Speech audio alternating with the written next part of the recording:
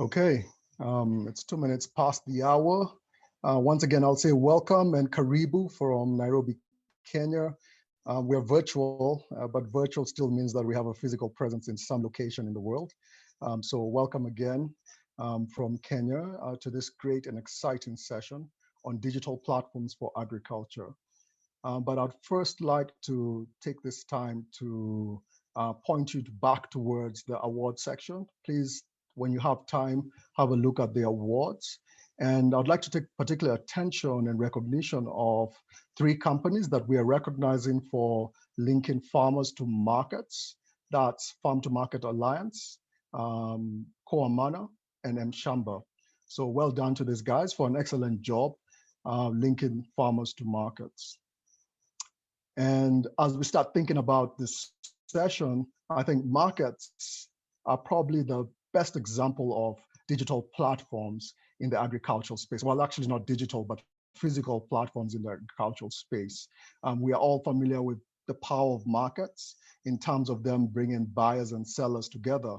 But not only that, they also attract a lot of support services such as mobile money agents, restaurants, agro dealers, you name it, quite a number of things. In the digital space, this is of course a lot more complicated and different. I'd like to call digital platforms, physical platforms on steroids, because they have a huge potential in terms of the network effects that they can have in the agricultural space and in all spaces that they work in. To bring on not only buyers and suppliers or demand and supply side participants, but also activating underutilized assets, and which can be a tremendous impact in the agricultural sector. In this session today, what we want to do is really take a deeper look at some of the business models around digital platforms for agriculture. And to help us do this, we have lined up two presentations. The first presentation has been done by ISF Advisors, and it shall be presented by Clara Colina from the Rural and Agricultural Finance Learning Lab. She's the program manager there, and this will focus a lot more on the taxonomy of platforms, but as well on the business models, so that you can grasp a better understanding of what platforms are from a standard perspective, and it can help encourage a better conversation around how we can pursue the platform model in the agricultural sector. The second presentation that is going to be presented by Flavia Howard, rather. She's the Global Climate and Environmental Practice Manager at Dalberg. And she'll be taking us through different platform models and their operators and partnership issues as pertains to operating an agricultural-based platform. So we shall have these presentations for about 20 minutes, and then we'll actually jump into an expert panel discussion with both Clara and Flavia to dig deeper into their presentations, gather more insights from those presentations and those research pieces. And this conversation shall be facilitated by Mark Hammer, who's an advisor at GIZ. I hope that's going to give you a better grasp of platforms and possibly what we need to do to really make them all-encompassing in the agricultural sector. Followed by this, we'll then have a more intense and deeper session for about 40 minutes in breakout groups to actually look at platforms from two themes. In the first theme, we'll dig deeper into the question of what are platforms versus pipeline businesses, and how can we help platform businesses grow and prosper in the agricultural sector. We'll tackle those questions, and you as the audience will have an opportunity to discuss pertinent issues, to dig a little bit deeper into the research, present your observations, your experiences with platforms, and what can we do better to make sure that platforms actually work for the advantage of small-scale farmers. The second group, or the second breakout theme, which will be happening concurrently, will be focusing a lot more on the challenges and opportunities of joining established and emerging platforms. And this will be run by Flavia and Charlie from Dalberg, and they'll dig deeper into those conversations. We know that there's a huge opportunity for partners to actually join platforms. We've seen, like in the DigiFund platform, for example, a lot of partnerships were formed. It's created a great opportunity for companies such as iProcure to really expand their network of agro dealers, created new opportunities for insurance companies to access farmers and markets, etc. So it's also going to be a very engaging conversation. I might have forgot to mention that in the first discussion, this will be facilitated and hosted by both Clara Colina and Will Saab from ISF Advisors. So we're looking forward to an engaging conversation. We shall be automatically picking the different people to join the different breakout groups. But what we need you to do is, oh, sorry, actually, I actually got a message that you will be able to actually choose the group that you want to post the panel discussion. So there'll be a prompt for you to decide which breakout group you're going to choose. We may have to shift you around so that we can have an even balance in each of the themes. And ensure that we have a positive conversation and discussion around this. We're looking at a maximum of about 15 to 20 people in each group so that the discussion can be engaging and people can have the time to share their ideas, their perspectives, etc. So if you are unable to get into a breakout group, be sure that we will record the session and make sure that you have access to the notes.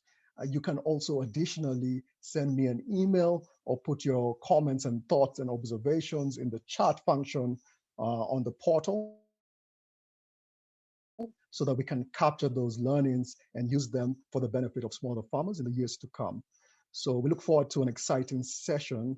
I will just now move over to the presentations and just switching off my camera for that. Good afternoon, everyone. My name is Clara Colina, and I am Program Manager for MasterCard Foundation Rural and Agricultural Finance Learning Lab. It is a pleasure to be here with all of you to discuss one of the hottest topics in smallholder agriculture today, digital platforms. This presentation builds on a recently published report, Agricultural Platforms in a Digital Era, developed by ourselves and our very close partners, ISF. Today, I am excited to share some of the key insights coming from our research. We will examine the emergence of platforms in smallholder agricultural markets, what they are and why they have lagged behind other sectors, what models do we find today, how can they shape the markets for the better, and what risks and unintended consequences we need to be aware about. I also look forward to the breakout session, where we can go deeper into platforms' business model characteristics and the challenges they face in scaling and monetizing their services. So with that said, let's get started. In recent years, we've seen a huge number of digitally enabled agricultural services emerging. A recent GSMA report shows a spectacular rise in digital ag services, identifying over 700 solutions across the globe. At the same time, we've also started seeing the term platforms being used by different organizations to describe a variety of models, with no real common definition of what a platform is. So what do we refer or mean by platforms? Broadly speaking, we classify those that commonly refer to themselves as platforms in three distinct categories. Number one, digital platforms, which focus on facilitating exchanges between multiple types of users. Number two, digital solutions, usually software-based solutions provided directly to consumers, and these can be both businesses or farmers. And thirdly, coordination initiatives, also often referred as multi-stakeholder platforms, bringing together a range of actors around a common issue or strategy. Our research focuses exclusively on digital platforms as a new set of business model that facilitates exchange between users. The distinction between digital platforms and digital solutions is not always clean, as we'll see during the session today. There is, more often than not, some overlap. Digital solutions are often provided on or by a platform, and over time, a digital solution can evolve into a platform itself. There's definitely a gray area between the two. But for the remainder of this presentation, the term platforms refers only to digital platforms. Let's get into a bit deeper into what a platform is and how are they different from other businesses. Most businesses that we find out there are what the business literature would call pipeline businesses. They are involved in a linear process in which progressively more value is added until the product is delivered to a consumer or a customer. In agriculture, this linear process involves steps like production, aggregation, grading, processing, transport, branding, marketing, retail, etc. Pipeline businesses are involved in one or more steps in this linear process. They manufacture their good or deliver their service, and they often own their inventory. The way they create value is by selling goods and services to the customers. The more they sell, the higher the value. Platform businesses, on the other hand, are quite different. They sit between the producer and the consumer. They don't manufacture the good or deliver the service. They often don't own inventory, and they may even not be pricing the items or the services they sell themselves. The main role of the platform is to help the producer and consumers interact with one another. And they interact to exchange something, which can be information, product, or services. To give you an example that many of you are familiar with, let's think about Uber. Uber is a platform. The interaction is the provision of a transport service. The producer is the driver. The consumer is the rider. The way in which the platform, the way in which Uber creates value is by enabling those interactions to happen. The more interactions that happen and the higher the value of those interactions, the more value a platform creates. To understand platforms and the potential they have in smallholder agricultural markets, it's essential to recognize that they are completely different business models than the traditional businesses that we're used to engaging with. Platforms have 5 core functions. They organize and structure market participants. They bring them together. They facilitate and curate the interactions that these market participants are having with one another. They provide the infrastructure. This can be tech infrastructure to connect them, but it can also be physical infrastructure to enable that exchange of a product or service to happen. And they generate and utilize data in their ongoing operations. Ultimately, through these functions, what platforms are doing is helping markets clear. Platforms, despite all the hype that we have around them today, they're not new business models. As you see in the upper graphic, they started emerging decades ago in other industries, and today they're among some of the largest and most valuable companies in the world. In agriculture, in contrast, and as you can see in the bottom graphic, they have been much slower to emerge, and most struggle to break even. So what explains this? What is explaining this lag? In agriculture, there are 2 different forces or dynamics that are coming into play. One, smallholder markets have certain structural characteristics that in many ways make them ideal for platforms to emerge and add value. The reasons include, they have multiple layers of intermediation, high degree of fragmentation, and opaque information on market actors. These are exactly the conditions under which platforms thrive. But at the same time, there are significant and unique challenges in smallholder agriculture that constrains platforms' ability to build and scale their businesses, and which we believe are behind this lower emergence. These include low transactions value, the localized nature of agriculture, but perhaps more importantly, the need to often invest in capital-intensive last-mile infrastructure, those logistic and transport services that are often not in the ecosystems in which these platforms are operating. Despite these challenges, the market opportunity has fueled the rise of many different types of platforms in agriculture. Broadly speaking, though, these platforms are taking 2 main forms. On the one hand, we find a suite of mature, multi-sector communications, investment, payment, and innovation platforms. These platforms are being used by many agricultural actors today to increase communication, for instance, through WhatsApp, or increase efficiency, for instance, by using M-Pesa as payment platforms. But they were not ag specific. They were not designed to be used for only agricultural use cases. On the other hand, we're seeing the emergence of numerous agriculture-specific product and services marketplaces. These, as their own name describe, facilitate the exchange of products or services and are designed for agricultural use cases only. These are the ones that we focus on in research and the ones that we'll be focusing through this presentation. Where are these product and services marketplaces emerging? As you see in the map projected, these have proliferated in smallholder markets across all continents in recent years. India and Kenya do stand out as countries where we see more solutions emerging due to the particularly favorable enabling ecosystem.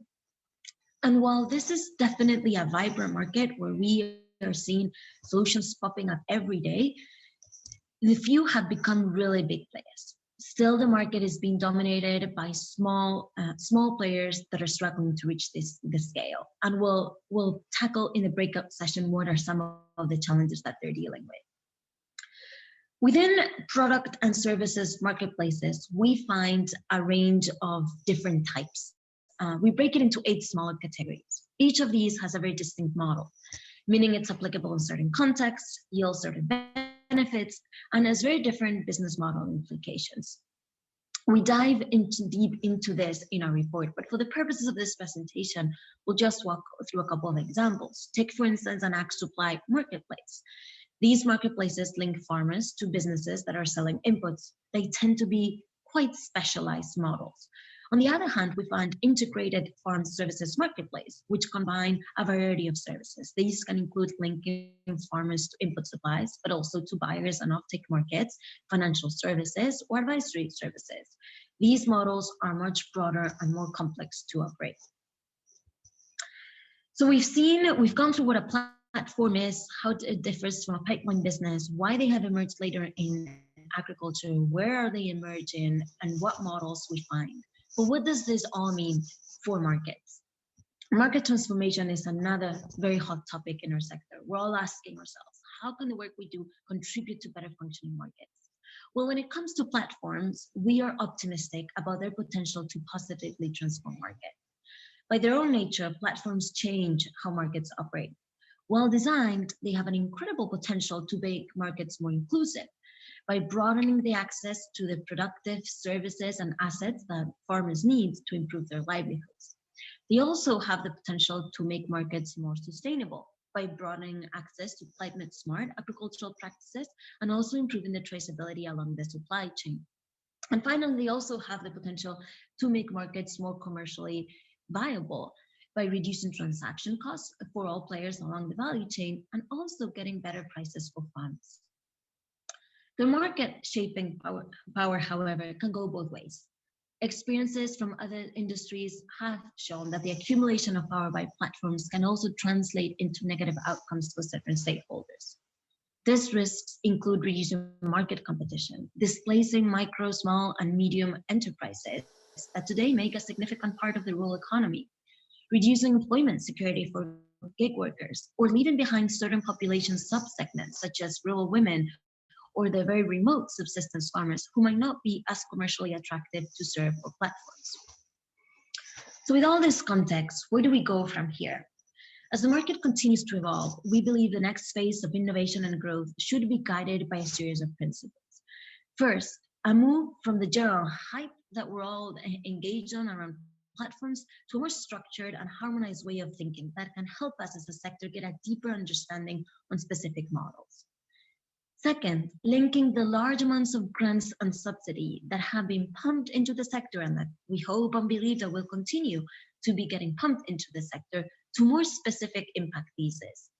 And third, a more systemic thinking on how platforms shape markets and the role of governments, building on the hard-won lessons that we're seeing in developed markets. So with that said, I look forward to the Q&A in the panel as well as the breakout session. Thank you for listening and talk to you all in a bit. Hello, everyone, and welcome. It's a real pleasure to be here today.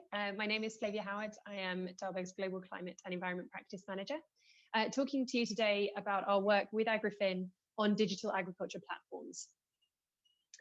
So this is based on some work that we did last year with Agrifin and also with GIZ, looking at how young technology innovators can be supported to scale and to reach operational viability by working with digital agriculture platforms. So we looked across multiple platforms in Kenya and Nigeria to gain these insights and to help drive learning across the sector. So really excited to share these learnings with you today. So looking at the kind of context here, we know how crucial agriculture is to the sub-Saharan African economy. forming that bedrock of food security and nutrition. We know that it's real driver of employment and also of GDP, and it is particularly important for women and for the livelihoods of the farmers on the front line of climate change. However, we do have those systemic issues in agriculture, lack of access to markets, the challenges about access to land, property rights, such and so forth. We have challenges around skills and knowledge and farmers having access to that information and agriculture practices, and also around capital and infrastructure, the access to the technologies that are going to boost productivity. As part of this engagement, we also look specifically at gender and climate. So understanding how these issues affect women particularly, and how climate change is extrapolating and exacerbating some of these issues.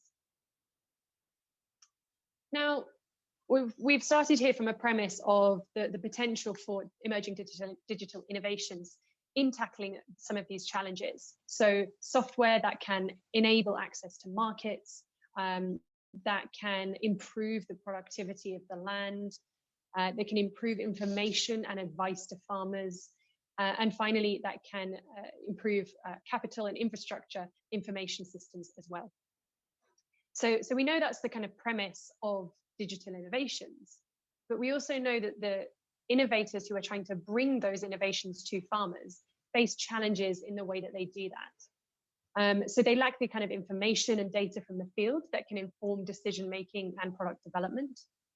They lack information around customer acquisition. Who are their customers and how can they reach them? There's relationships as well. They don't have an established network and established relationships with policymakers and other stakeholders that can really accelerate adoption. And finally, they may have access to finance constraints, being a new business, cash flow issues, which are pretty common to multiple startups.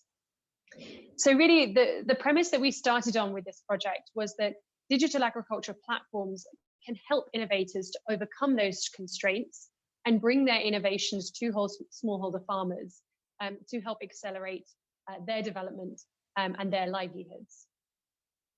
So digital agriculture platforms really sit at the middle of this ecosystem. So they can provide data-driven feedback to policymakers.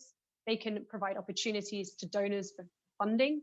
For the private sector and tech innovators, they provide access to that market and connect them to other stakeholders.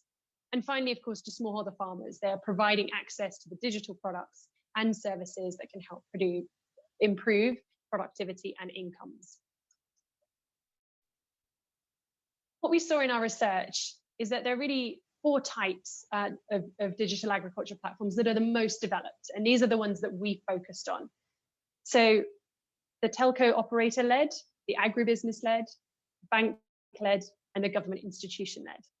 And what we found is that really the platform ownership of who is establishing the platform really drives the initial product offering and the business model of that platform.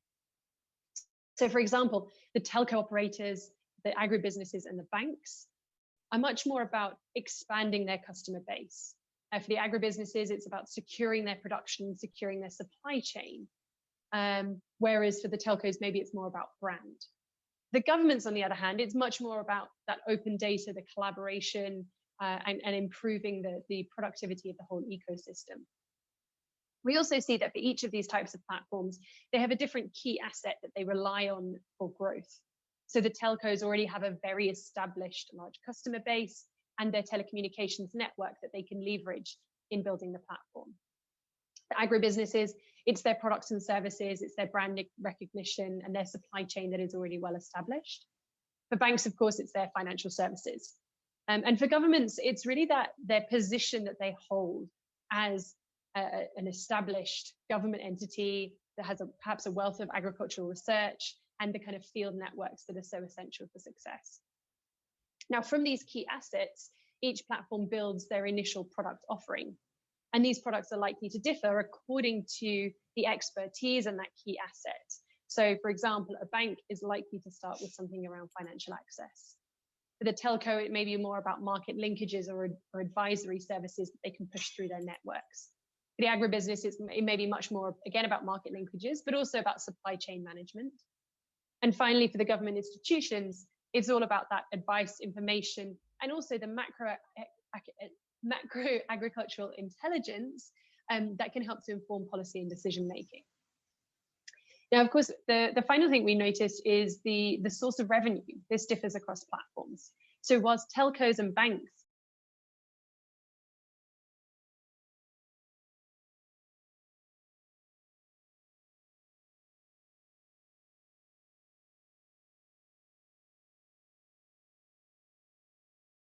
having this as a public good that is donor funded.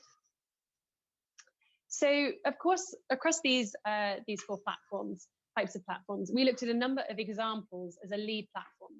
You see there on the right. So, DigiFarm for telcos, FMN, Flour Mills of Nigeria, agribusiness alongside Twiga in Kenya.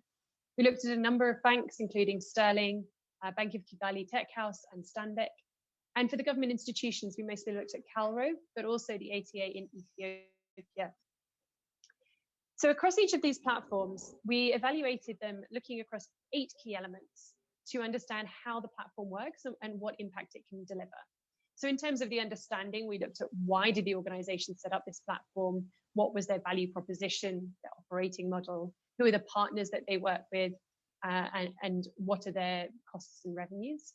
And finally, we looked at the impact that they may have across smallholder farmers, the tech innovators, of course, that are so crucial to this engagement, and the agriculture ecosystem more broadly. And what we found is that there are really common themes in the way that these platforms approach development of the platforms themselves. So overall, they just tend to target smallholder farmers, and it's quite a broad term. Farmers are very diverse, and actually finding a more detailed analysis to be customer centric and to dissect that market would actually enable platforms to target specific segments that are more aligned with exactly what they're looking for. So that's one piece that we found. In terms of products, as I said before, we really did find that the initial motivation and the key assets of the platform determining the offerings and also the sequencing of products. Platforms often start with a small set of products and services that are linked to their core offering, but then grow towards it and expand their offering. And this this often means that there is a convergence in the product roadmap across all of the platforms that tend to move towards one kind of common offering with multiple products. On the business model, we found that developing a business model isn't something that always happens, but it is a really important factor in terms of the platform's development. Having a structured product roadmap that clearly outlines the costs and revenues can make a really big difference. And understanding for that platform whether they're looking at a direct revenue model, a profit enhancing, or indeed reliance on donor funding. In terms of the capabilities, we found that there are really a set of core capabilities that, regardless of the platform type and regardless of the platform leader, really need to sit in-house. So that includes things like leadership, the operations, the data and technology. They're really important to keep in-house. It's also important to note that a digital platform doesn't replace a physical field force. It can complement it, but it doesn't remove the need to have people on the field. When it comes to partnerships, there are really 2 different types of partnerships that platforms take. So both implementing partners that can support the delivery mechanism to farmers, and then product partnerships that expand the offering of the product and move towards that convergence in product offerings. Again, these partners cannot replace the core capabilities that need to sit within the lead platform. In terms of the enabling environment, we really have seen how government regulations can enable or restrict platform growth. So strong digital infrastructure makes a difference. A high density of innovators or high density of agriculture players also means there's just more actors to feed into the platform's success.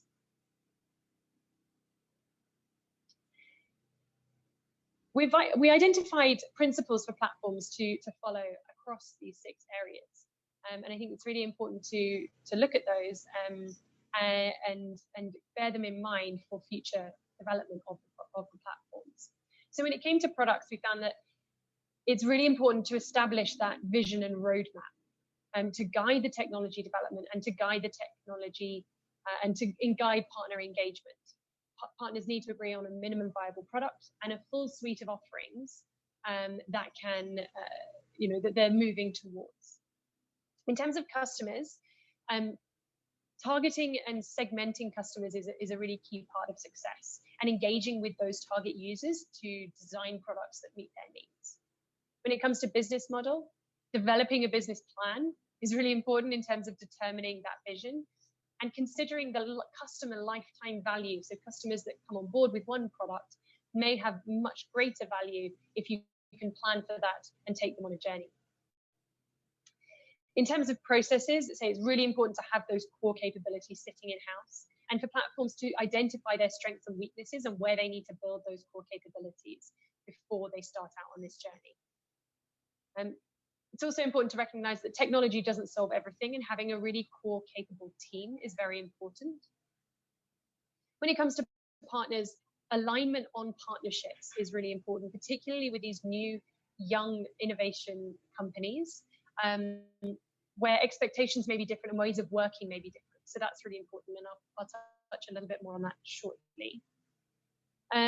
The last thing was on enabling environment. It's important to understand the markets that you're working in, to build the relationships with the key decision makers, and also to participate in data sharing initiatives. One of the key benefits of a digital agriculture platform is that it's not just building information internally, it's also about the wider agriculture ecosystem. So it's really important to feed into those efforts. When we're looking at those innovators that we coming back to, right from the start, with the aim was to look at what is the impact on these digital innovators. We see that they really can make a difference in tackling some of those upfront challenges. So information, customer acquisition, relationships, and the investment funding. Digital platforms can able to make those connections and to accelerate the growth of digital platforms across them. There are different ways of working with digital agriculture platforms. Technology providers can look at revenue sharing, at data, and indeed purchase agreements. However, challenges do still exist. There can be mismatched business models, limited partner engagement, and misaligned expectations are three that I would particularly highlight that can make it quite challenging to work with digital agriculture platforms. So what we'd encourage is you have these 9 key principles for digital innovators to get the best out of those engagements. I won't go through each one, but really it's looking across the journey of partnership. So both from before partnership through to as you work together, it's important to set these expectations up front and to build in the ways of working of the partnership even before the kind of contract is being signed. And that's really important. I'll just touch briefly now on the kind of climate impact. We know that digital agriculture platforms can make a big difference in accelerating climate goals. The most important thing here is to be intentional. There is a huge potential for platforms to link farmers with climate smart agriculture practices, with technologies and finance, and also to collaborate on information sharing to help better understanding of environment and climate goals. However, if the platform isn't setting out to do that and isn't intentional about setting that, then it won't happen. So we come up with these principles for platforms and digital innovators to bear in mind as they are establishing their platforms in order to accelerate impact on the climate. And finally, looking at gender, we know, again, women face challenges, and particularly in farming, platforms can either accelerate that or act as a blocker. So again, the need to be intentional about engaging women, about gathering data on women, about helping women to leapfrog these inequalities through platforms is really important, but it has to be intentional. The platforms have to go out with that intention to engage women. And so again, we've got these principles for platforms and digital innovators to engage with the platforms and to think about how they can accelerate outcomes for women. I will pause there, and I look forward to discussing all of this with you in more detail during the breakouts later. Thank you so much.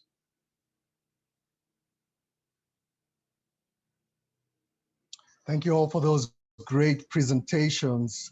I have a little bit of noise on my background, but I think they were amazing. And as I thought, a lot to take in. I hope you had your notepads out and were taking up keynotes.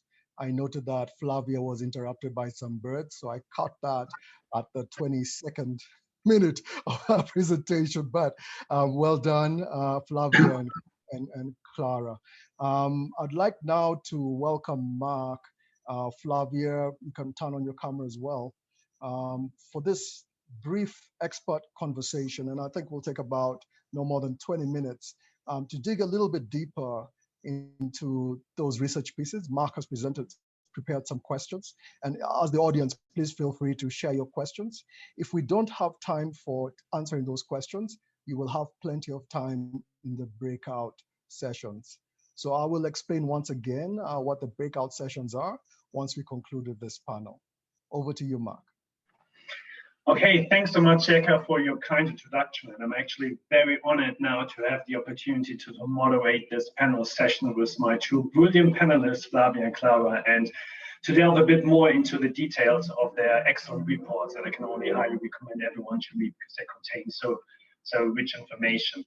Now, actually, I'm even more excited as the topic of digital agricultural platform has grown very dear to me and close to my heart over the last year. And the reason for that is that we at GIZ, we are implementing the Make IT in Africa project on behalf of the German Federal Ministry for Economic Development and Cooperation. And at Make IT in Africa, we are promoting tech entrepreneurship on the African continent. And last year, we had a dedicated program looking at startup and tech entrepreneurs in the agricultural sector. So the way that we look at platforms is mainly through the lens of startup and tech innovators. It's so not so much in terms of the farmers, obviously in the very end, they will benefit from it, but looking at how platforms can actually create an environment where ag-tech startups and entrepreneurship can flourish and thrive. So what we did is we looked at the various challenges that startups face in the ag-tech space, and some of them Flavia has already mentioned and summarized in the study before. So first of all, they have difficulty in acquiring a sufficient enough user base because it usually involves high user acquisition costs, lack of access to high quality data, difficulties in getting up a sustainable business model, and so on. So we have looked at those challenges and we have identified that digital agricultural platform offer actually a way to overcome those challenges. So if I as a startup integrate onto a platform, I'll have access to all of the users that are registered already on the platform without having to go through the high user acquisition costs there. So to this end, we have developed what we call the Make IT in Africa platform approach, where we enable startups to become platform ready. We'll work with platform operators to turn them or to make them startup ready, and then we'll do the matchmaking in between them. And as part of that, we have also commissioned that study that Flavia presented earlier and that I'm really very excited about. But now, enough bragging about Make IT in Africa and our platform approach. So let's hear now from our two panelists. And as in any good conversation, I think we should first set out to arrive at a common understanding in terms of terms and concepts. So in our case, what do we actually mean when we talk about digital agricultural platforms? So Clara, in your report and as well in your presentation, you distinguish between the pipeline and the platform models. So maybe you could just quickly summarize again for us, what are the main differences between pipeline and platform models, and how do you actually then define a platform? So what sets it apart? Thank you, Mark and Sieka, for inviting us here today. Really appreciate the opportunity to engage with you guys and all the participants that have joined us. So pipeline versus platforms is actually a very good question and not as obvious as it might actually seem. Pipelines, I think, as you also in the presentations, are most of the business we're used to engaging with. They're structured in a linear fashion. There's inputs in one end that can be raw materials, staff, equipment, buildings, and outputs at the other end, a product or a service. And through this linear process, the company is aiming to maximize efficiency and add value. And that is why pipelines tend to manufacture the product. They tend to own the inventory. They want to control as much of the resources and as much of that journey as possible. Platforms, in contrast, as you were also saying, Mark, serve more as an ecosystem that facilitate interactions between producers and consumer. So rather than producing or designing a product or service themselves, they're almost acting as the new middlemen. So in between those parties, inviting producers and consumers to meet and interact through the platforms, which is actually digital or tends to be digital. as producers and consumers join, the platforms generates a network's effects. So the more producers, the more consumers that joins the platform, the higher the value that the platform is created. So that would be like what a pure pipeline looks like and what a pure platform looks like. But there's a wide spectrum of models that we're finding in between. And there's there's a gray area with business that have some elements of pipeline and some elements of platform. So for instance, a pipeline business can definitely pivot into a platform, and that is actually a pretty common pathway. I think Flavia was with the examples of the models that you guys looked at. There's a couple of examples there where this pipeline can be an agricultural business, or it can actually be a pipeline in an adjacent industry. So for instance, Digifarm is a really good example. Flavia has talked a bit more, and we'll talk, I'm sure, in more detail. They were set up by Safaricom and MNO. They continue providing their mobile and payment services, which are in a pipeline fashion, but they have also set these platforms that facilitates interaction between the agricultural service providers and the farmers themselves. So I'd say, like, while this gray area certainly exists, and there's not like just pipeline and platforms, there's things in between. The biggest point of confusion we find when interacting in this sector, I think, lies in the digital aspect. Just because a business is digitalized doesn't mean it becomes a platform. And similarly, just because a business provides a wider set of services end to end doesn't mean it's a platform. We really need to go back to that definition. Or is the platform really enabling interactions rather than providing those services directly themselves? Yeah, thanks so much, Clara. I mean, that's also something that we observed a lot when we work with startup and entrepreneurs, and we ask them, about platforms, and they always say, well, I'm a platform, obviously, because I'm digital offering that type of service. So if you ask anyone, obviously, they want to be a platform. So, but excellent.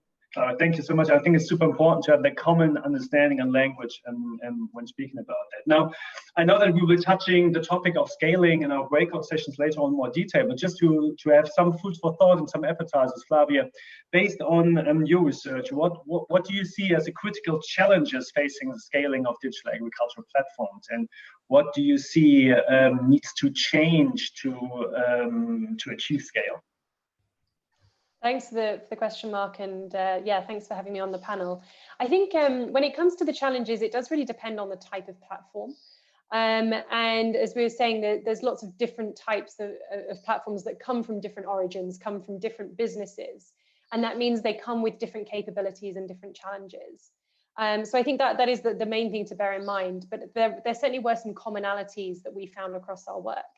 And I think I'd particularly look at the kind of structure that we came to, which is around the products, the customers, the capabilities, and then in partnerships themselves. When it comes to products, I think something we did really see was that there's often a lack of a defined vision around products, and particularly around the product roadmap. So how a product's going to evolve, not just from the first product.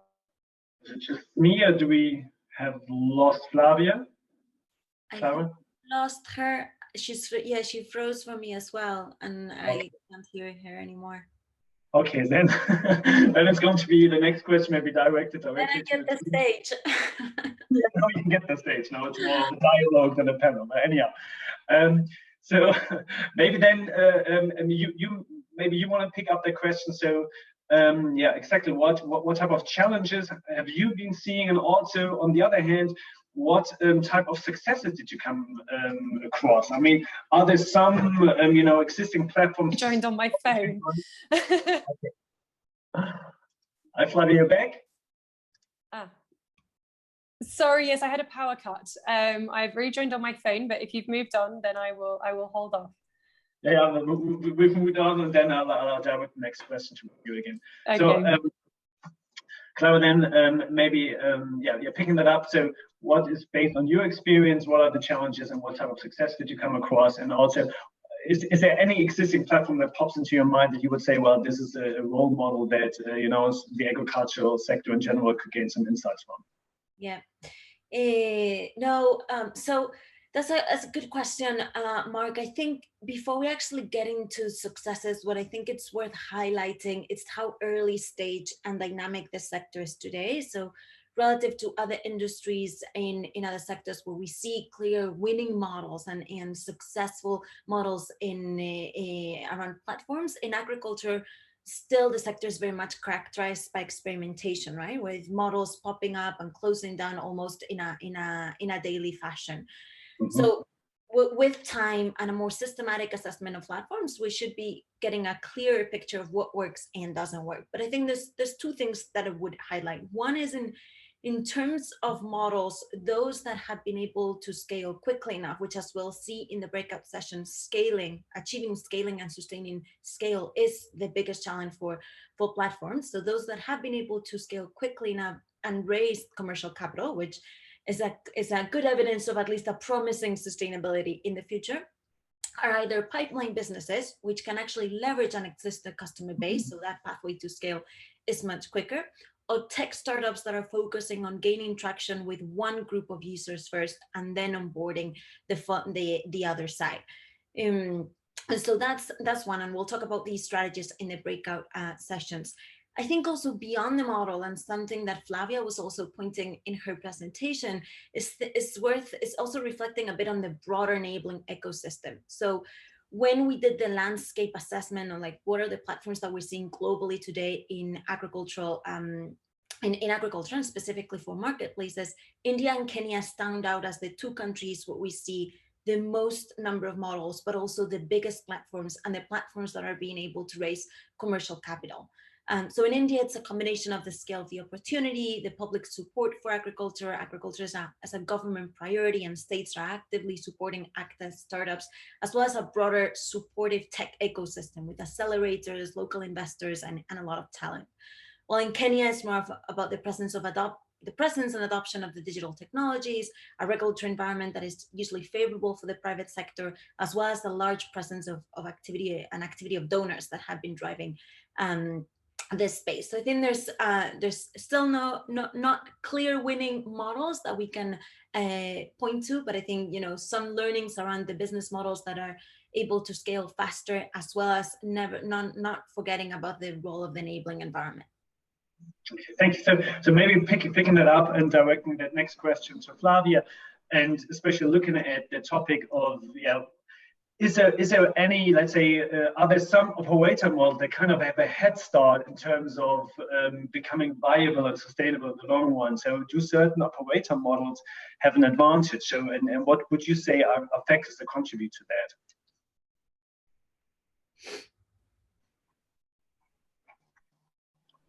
Flavia, do we have you with us?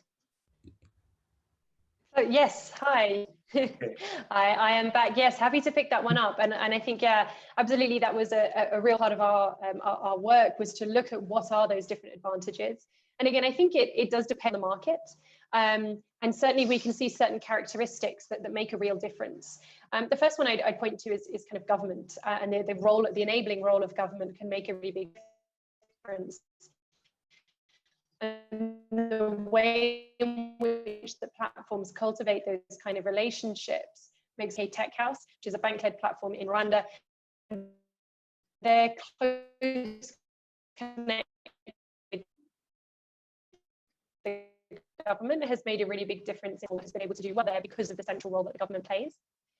We also looked at things like digital literacy, and in countries where digital literacy is particularly high, tech innovators and indeed the platform themselves can connect with those potential customers much more effectively. Users are able to engage with multiple different functions and kind of full use of the digital offerings of a platform. And that can make a real difference to the speed at which a platform can grow and scale. And then I think the other one is digital infrastructure itself. So if we look at a market like Kenya, where there's a very well-established digital infrastructure, money, it's given platforms like Digifarm in particular a real kind of head start. They've already got the kind of the telco network, the telco infrastructure, which is really a kind of core asset for that platform to leverage and enable them to reach scale very quickly. I think just the last thing I kind of bear in mind is, in addition to the digital infrastructure, there is also the agriculture system. And of course, industries that are more well developed, so kind of very more advanced agricultural markets. So, for example, some of the companies we were talking to in Nigeria, where there is a more established agriculture market,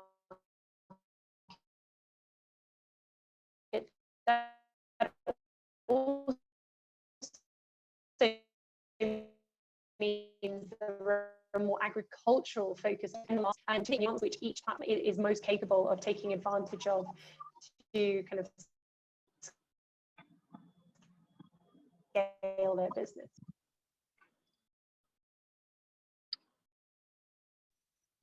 Thanks, Flavia. Mark, you had gone a little bit frozen for I was a while. gone. Yeah, I'm really sorry about this. I got kicked out. So yeah, No that's a problem. hiccup of that virtual meetings anyhow. So do we still have some time left for questions, or is it time to? Probably one more question, and then we can move over to the breakout.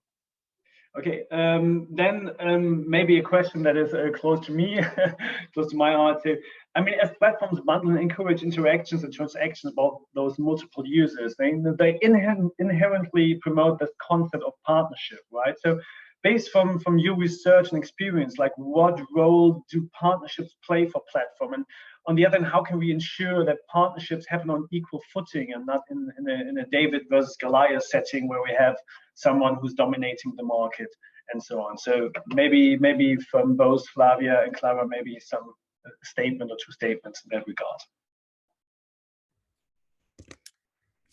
Thanks, Mark. A really tricky one. So I might be a bit controversial or provocative here, but in a pure platform, so that platform that is only enabling and facilitated interactions where anyone can join and producers and service providers and really partners in the traditional sense, but we actually see them as just simply platforms users that can engage independently, join and leave the platform anytime. As we have discussed, though, these models, there are models in the gray zone area between a platform and a platform where actually access to the platform or the providers that can actually join the platform is highly curated. So only certain providers can join. They have strict service level agreements. There's a contractual relationship, which is a bit more what Digifund, for instance, is doing today. So in these instances, the users are indeed more partners than only users, and the success of the platform really depends on the strength and the reliability of those partnerships. And I think we've seen where there's not enough, where it's approached more as a competitors rather than as partners, it can really disrupt the operations and the value proposition for the consumers, in this case, the farmers. But in a pure platform setting, those actually wouldn't be partners. They would be more like users that can engage freely and just leave the platform whenever. Then beyond the producers and consumers interacting, I think where they're also important partners to the platforms is third parties that support them in delivering the core services of our platform, which would be marketing the different products and services, fulfilling the transactions, etc. So these would include like payment service providers and very importantly, logistics service providers when the platform doesn't provide these directly, but actually relies on third parties. So I would distinguish between those two. Thanks. Hi, Mark. And I'm sorry, I might have to cut Flavia here. Because, I think it was a great discussion and a great conversation, sometimes a dialogue, sometimes a discussion. Flavia, it's not only the birds that are disturbing you, but also, I guess, the internet. I would say if we're in a physical plenary, a warm round of applause from the audience for the panelists, but that doesn't seem to work very well on Zoom. So I will then say great stuff, guys. And I'm looking forward to a deeper conversation for the next 30 minutes. Just to let the audience know, we are quite a number of people. So we have created 4 breakout groups. Group 1 and Group 2 shall be focusing on the question of platforms and pipeline and the business models. This will be led by both Clara Colina and William Saab from ISF Advisors. So each of them will have a Group 1 and 2, and then they'll be also joined by Mercy Corp members to facilitate and help any questions during that breakout session. So we urge you to choose either Group 1 and 2 if you're going to look at and tackle the question of pipeline versus platform. Then Group 3 and 4, that's looking at the opportunities in emerging platforms and established platforms, and what are some of the partnership dynamics around that. These groups will be facilitated by Flavia and Charlie from Dalberg. So please select group 3 or 4 if you're interested in joining a platform, if you're interested in understanding more how to work with a platform to scale your business. My administrators will kindly move us over to those breakout groups shortly. Please note that all the research work discussed here is available on the event portal, or in the event portal, so you can actually have a look at that. The videos are also available in the event portal. And I'll remind the moderators of each of the breakout groups to please record so that we can synthesize and share key lessons and insights with the broader audience post the event. Thank you, and looking forward to the breakout groups. There should be a prompt coming up shortly. Hi, everyone. I think getting back to the plenary caught us off guard. Some of us were in the middle of an answer to various questions. I'm thinking that the discussion was really great.